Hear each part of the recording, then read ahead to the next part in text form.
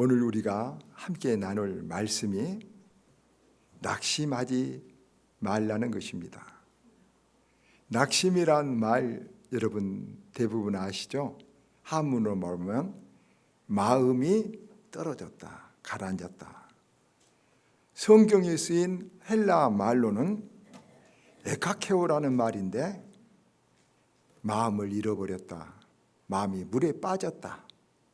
그것을 우리가 낙심이라고 말합니다. 마음이 떨어져 버리거나 마음이 물에 빠져 버린다면 어떻게 되겠습니까? 마음만 떨어지고 마음만 물에 빠져버린 것이 아니라 인생 자체도 큰 일이 생기는 것일 것입니다. 그런데 우리가 살면서 우리가 살아가는 이 세상에는 우리 이런 마음을 낙심케 하는 일들이 너무나도 많이 일어납니다. 세계적으로 봐도 그렇고 나라적으로 봐도 낙심스러운 일이 참 많고 더더구나 우리 개인적으로 낙심스러운 일이 너무 많습니다. 요즘 부모들은 대부분 자식들에게 스트레스를 많이 받고 자식들 때문에 낙심해 있는 부모들이 굉장히 많다고 말합니다. 온 젊음을 다해 힘을 다해 자식들을 양육하고 가르쳤는데 자식들이 엉뚱한 길을 가거나 불효한 자식들이 정말 많습니다. 그런데 그것은 자식의 문제도 되지만 또 세상 문화가 엄청나게 바뀌어지고 있는 탓도 되는 것입니다.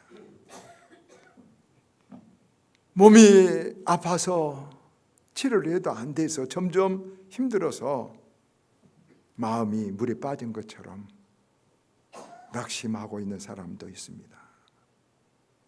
사업이나 직장 생활에서 여러 가지 힘들고 어려운 일 때문에 지금 고민하고 낙심하고 있는 사람도 있고, 사람 관계에서 배반을 당하고 상처를 받아서 너무 마음이 지금 쓰린 사람도 있습니다. 이런 일들이, 이렇게 낙심스러운 일들이 우리 주위에서, 세상에서 수없이 매일 일어나고 있는 것입니다. 그래서 많은 사람들이 캄프라치 하지만은 속으로 부끄러워하고 속으로 고민하고 속으로 막 화가 나 있습니다. 그런 한 예로 사회적으로 여러분 수면제 판매량이 점점 엄청나게 지금 늘어나고 있고 정신과 의사들이 지금 환자들을 받을 것이 많아가지고 정신과 의사들이 점점 호황을 누리고 있다고 말합니다. 그런데 이제 이런 어려운 일이 있는데 더 중요한 것은 그 다음입니다. 이런 마음의 상처나 어려움을 당할 때 그 일로 인하여 마음이 그렇게 떨어져 버릴 수도 있지만은 그 어려운 일을 겪었지만은 낙심하지 않고 그 어려운 일을 디딤돌로 딛고 더 높은 곳으로 올라간 사람들도 세상에는 많습니다. 우리가 어려운 일을 겪을 때, 힘든 일을 겪을 때, 상처를 받을 때 아프고 부끄럽고 고민하고 잠 못 이루는 것은 인지상정이나 다 누구나 똑같습니다. 그러나 낙심하느냐 안 하느냐 하는 것은 각자의 인생에 큰 차이를 가지고 다르게 나타난 것입니다. 낙심하면, 그 일을 받고 낙심하면 자포자기해갖고 막 절망해가지고 하나님을 의심해가지고 파괴되고 무서운 마음으로까지 나아가는 사람들이 많이 있습니다. 여러분, 여기서 낙심이란 환경에 반응하는 우리 마음인데 환경이 그렇게 중요할까요? 그렇지 않습니다, 여러분. 우리 마음의 성질에 대해서 알았는데 우리 마음은 물과 같다고 말합니다.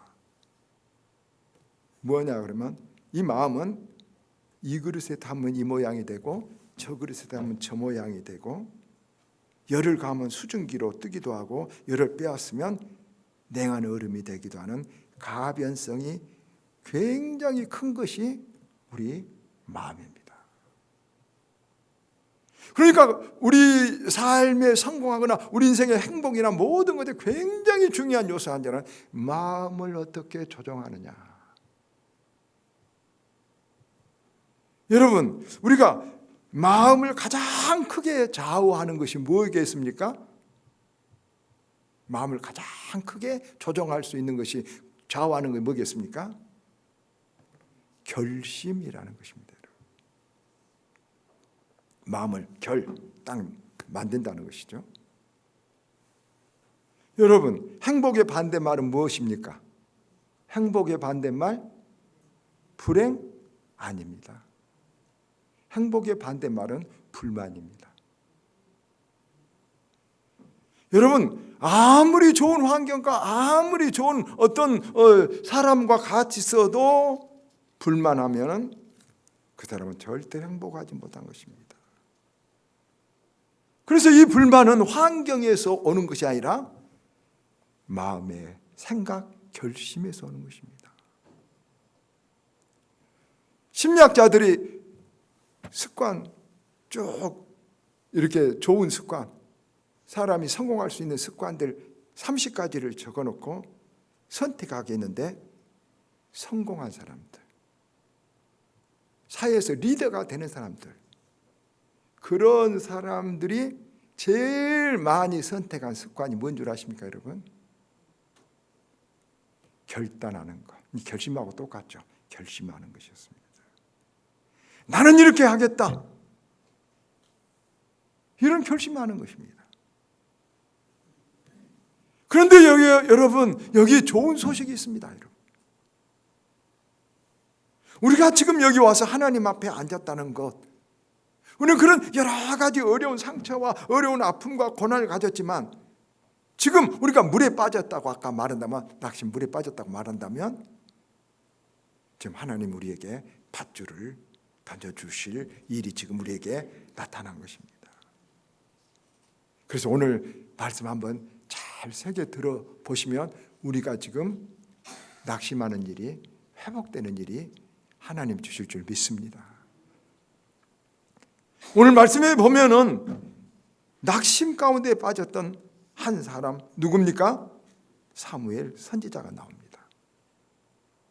사무엘 선지자는 사울이라는 한 시골 청년을 키우고 도와서 왕으로까지 만들었습니다. 그런데 이 사울이 왕이 되고 나서는 변했습니다. 하나님 말씀대로 살지도 않고 사무엘 선지자 말을 무시하고 전혀 외면하고 코숨치고 자기 교만하고 방탕하고, 사무엘 선지자가 그것을 지적하니까 죽이려고까지 한 것입니다. 원수가 되어버렸습니다, 왕이. 그러니까 이제 이 사무엘 선지자는 배신감은 말할 것도 없이 나라의 장래도 너무나도 지금 어둡고 뻔하게 불을 보듯 뻔하고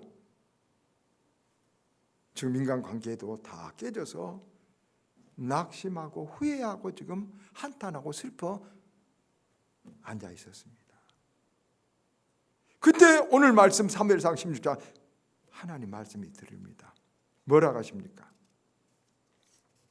여러분 1절 중반절을 보십시오. 언제까지 슬퍼하겠느냐?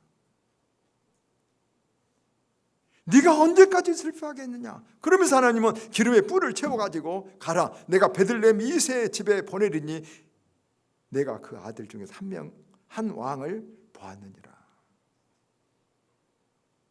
후회하고 절망하고 자기 개인적으로도 나라적으로도 캄캄하고 있대 하나님께서 이런 사무엘에게 물으신 겁니다. 네가 언제까지 그렇게 지금 후회하고 슬퍼하고 앉아만 있느냐?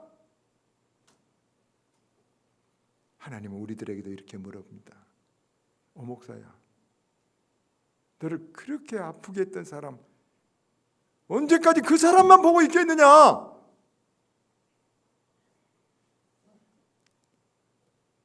여러분, 하나님이 여러분들에게도 물어보십니다.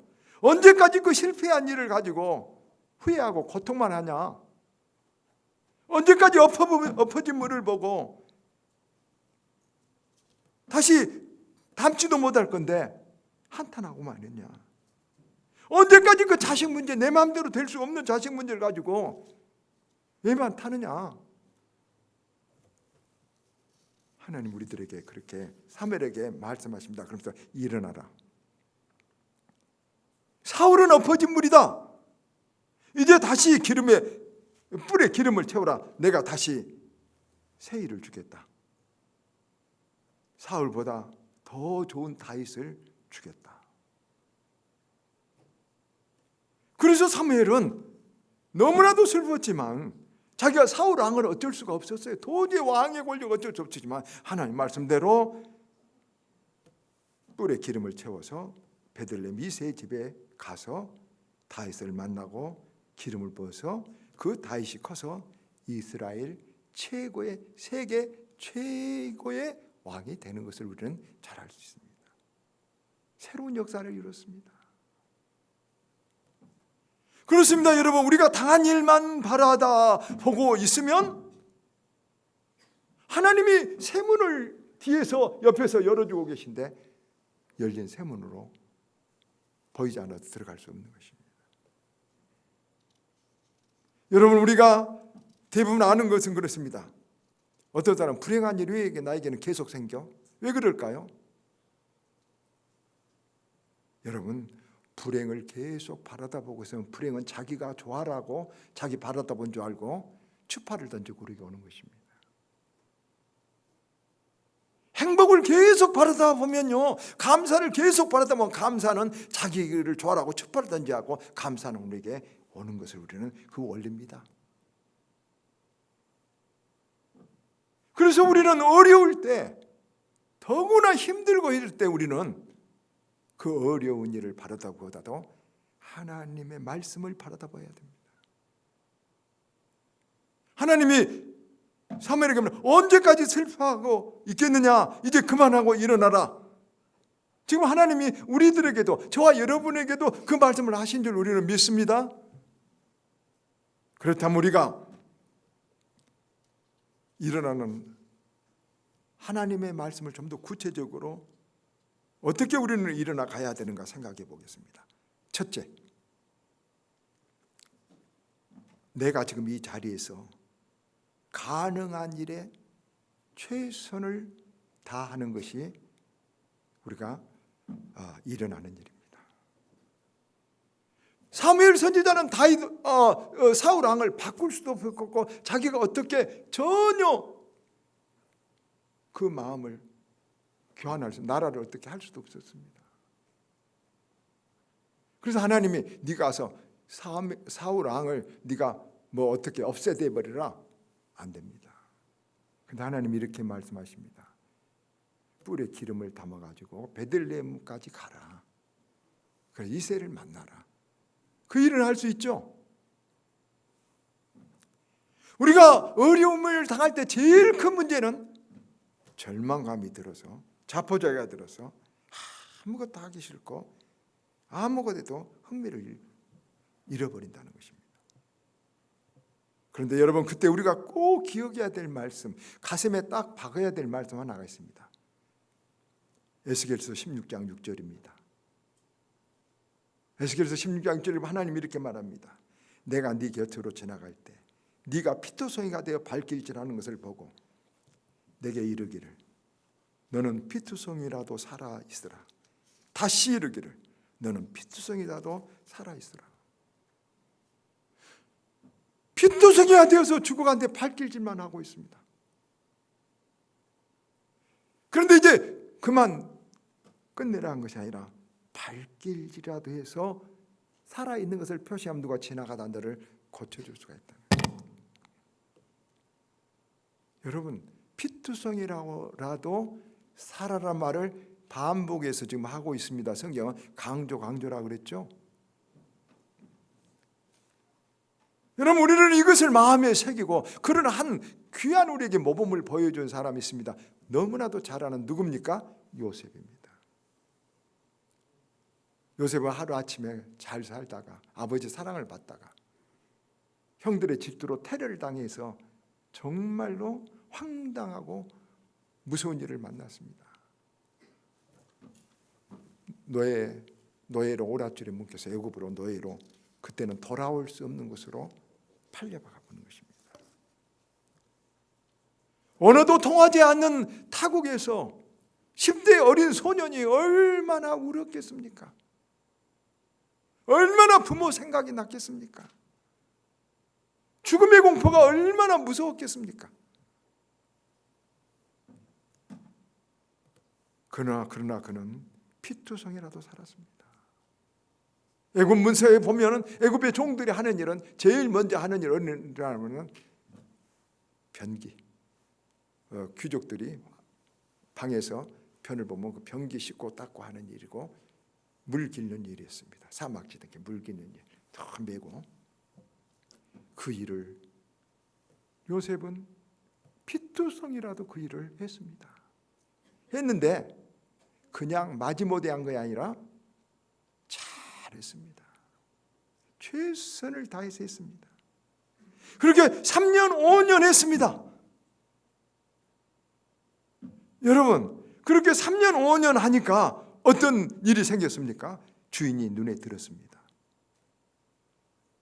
그래서 주인이 그를 가정 총무로 올려준 것입니다.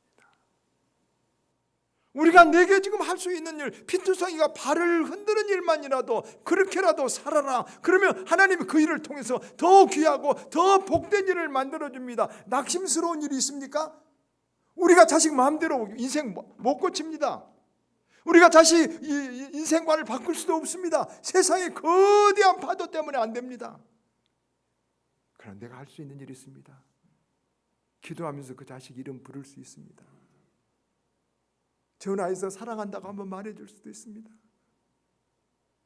내가 할 수 있는 일, 피투성이라도 점을 찍으면 하나님께서 그 점을 그림으로 만들어서 복되게 만들어주신 것을 믿으시길 바라고, 오늘 내가 할 수 있는 일에 열심히 점을 찍는 우리들이 되기를 바랍니다. 두 번째로, 기도하며 낙심하지 말아야 됩니다. 여러분, 우리는 어려울 때 기도는 일단 합니다. 조금만 믿음이 있어도. 그런데 문제는 기도해도 잘 안 이루어지는 겁니다. 그래서 낙심합니다. 그런데 예수님은 그런 우리를 잘 알고 누가복음 18장 1절에 이런 말씀을 했습니다. 항상 기도하고 낙심하지 말아야 할 것을 비유로 말씀하시되, 불우한 재판장이 있어서 과부의 억울함을 들어주지 않지만 과부가 계속해서 재판장 집 앞에서 출근길에도 집에 돌아올 때도 내 원한을 풀어주소, 내 원한을 풀어주소 하니까 재판장이 하나님도 두려워하지 않는데 이렇게 말합니다. 이 과부가 나를 번거롭게 하니 그 원한을 풀어주리라. 주님이 비유했습니다. 그리고 그 과부의 소원을 들어줬습니다. 그러면서 주님은, 여러분, 누가복음 18장 7절에 이런 귀한 말입니다. 과부도 그런데 하물며 하나님께서 밤낮 부르짖는 태간자들의 원한을 풀어주지 않겠느냐? 하물며. 아니, 불우한 재판관도 그런데 하나님이 좋으신 하나님이 당장 우리에게 밤낮 부르짖으면 그렇게 들어주지 않겠느냐? 믿으시기를 바랍니다. 사람들은 한 번, 두 번 기도해서 안 들어주면, 하나님 안 계시면 그건 기복입니다. 하나님을 여러분 시험한 것입니다. 우리가 받을 만한 자세, 우리가 그것을 받은 복을 상실하지 않는, 여러분, 우리가 그런 인격이 됐을 때 하나님이 줘야 그게 귀한 것입니다. 그래서 하나님은 집중 기도하라고 합니다. 집중 기도가 뭡니까? 여러분, 어렸을 때 우리는 화경이 있습니다. 화경으로 글씨를 크게 배우지만 그 화경을 달리 쓰게 있는데, 어렸을 때 저는 고무신을 하도 안 사줘서 운동 하나 사주라고 산 구석지에 앉아서 화경으로 고무신 구멍을 뚫어버렸습니다. 불이 나고 연기가 막 납니다. 여러분 그렇게 집중해서 탁 모으면, 집중하지 않으면 절대 안 일어난 일이 집중하면 어마어마한 기적들이 일어납니다. 그래서 우리가 어떤 기도 한 번만 하고 마찬가지라 계속 불이 일어날 때까지 거기 모아야 됩니다. 여러분 그래서 대부분 기도한 사람들 보면 필립 얀시는 이렇게 말해서 저는 옛날부터 추천하고 있습니다. 기도를 하루에 10번, 100번, 1000번도 해라. 자기가 소원한 거 있으면. 그리고 필립 얀시는 이렇게 말합니다. 기도 제목을 항상 기도할 수 있도록 써붙여라. 여러분 기도 제목을 이렇게 하십시오. 계속 기도하십시오. 하나님이 하물며 하나님께서 들어주지 않겠느냐. 불황 재판관도 들어준대 말씀을. 그리고 좋은 때 주실 줄을 믿습니다. 마지막 선을 행하다 낙심하지 말아라. 선을 행하는데 나쁜 사람이 더 잘 되기도 해서 낙심하기도 쉽습니다. 그러나 우리는 씨앗은 각자 자라서 열매 맺은 때가 다르다는 것을 알아야 됩니다. 여러분 상추 잘 모르지만 몇 개월 만에 상추는 나오죠. 쌀은 6개월, 7개월 만에 나오죠. 인삼은 7년 만에 나온 것입니다. 우리는 모두 다 내 때만 딱 정해놓고 하나님 주세요, 하나님. 하나님이 나보다 나를 더 잘하시는 하나님이라는 걸 알아야 돼요. 아시겠죠? 더 좋을 때를 주시는 거예요. 이것을 믿을 때 우리는 선을 행하다 낙심하지 않고 언제나 착한 모드를 잃어버리지 말고 믿음의 모드를 잃어버리지 말고 살아가면 여러분 반드시 그 사람은 하나님의 가장 좋은 때, 요셉도 보세요. 그렇게 했지만은 감옥으로 갔지만 그래도 흔들리지 않고 선을 행하니까 하나님의 가장 좋은 때, 애굽에 흉년이 들 때 요셉을 앉혀서 더 위대한 일을 만드신 것입니다. 하나님 때가 더 좋은 줄 거기까지 믿으시길 바랍니다. 오늘 말씀을 맺습니다. 인생 살다가 물에 빠질 때처럼 어려운 일 겪은 사람들, 어려움 속에 막 마음이 헝클어지고 괴롭고 아프고 힘이 빠집니다. 그때 낙심하면 안 됩니다. 그걸 디딤돌로 꼭 디뎌야 됩니다. 그러려면 어떻게 해야 되겠습니까? 핏투성이라도 살아라. 내가 지금 할 수 있는 일, 내가 빗자루라도 하나 잡을 수 있는 잡은 일, 내가 다른 사람에게 사랑한다고 말할 수 있는 말할 일 하나라도 여러분 하면은 작은 일 잘하고 나면은 그 다음에 더 크고 좋은 일로 하나님이 업그레이드 더 복을 주신다는 사실을 아시기를 바랍니다. 두 번째는 뭐더라고요? 집중해서 기도하라. 집중해서 기도하라. 한 번만 하고 하나님 시험하는 것처럼 하지 말고 집중해서 기도하라. 그리고 믿음의 모두 선한 태도를 버리지 않으면 반드시 그 일이, 우리가 지금 겪고 있는 아픈 일이 어때 우리는 생각하지만 이것이 걸림돌이 아니라 디딤돌이 될 줄을 믿습니다. 모든 우리 인생의 거침돌들을 디딤돌로 만들어는 하나님의 사람들 되기를 주의 이름으로 축원합니다.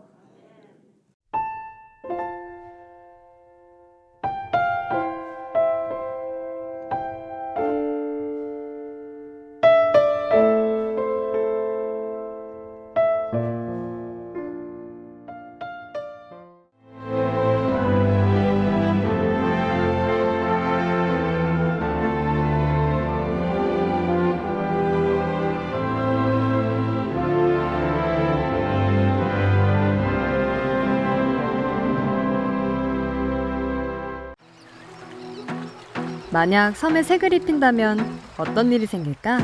나만의 색입히기. 섬의 변신, 마음도 상쾌하다. 마음이 설레는 보라색 여행. 내일, 그리고 설렘. 노란색 여행. 내 마음에 주는 선물, 주홍색 여행. 또 다른 나를 발견하는 행복 여행. 섬이 옷을 갈아입다 신안군.